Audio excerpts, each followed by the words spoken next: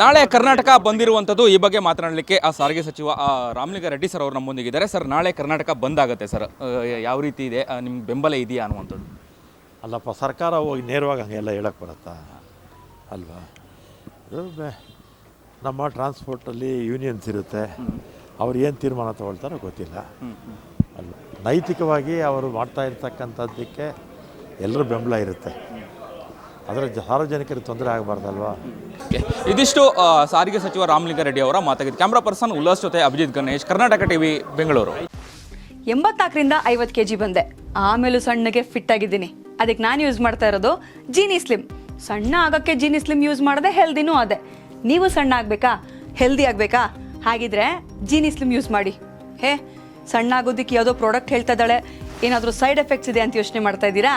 ಖಂಡಿತ ಇಲ್ಲ, ಯಾಕಂದರೆ ಇದು ಕೆಮಿಕಲ್ ಫ್ರೀ. ಸಣ್ಣ ಆಗಬೇಕು ಅಂದರೆ ಜೀನಿ ಸ್ಲಿಮ್ ಯೂಸ್ ಮಾಡಿ.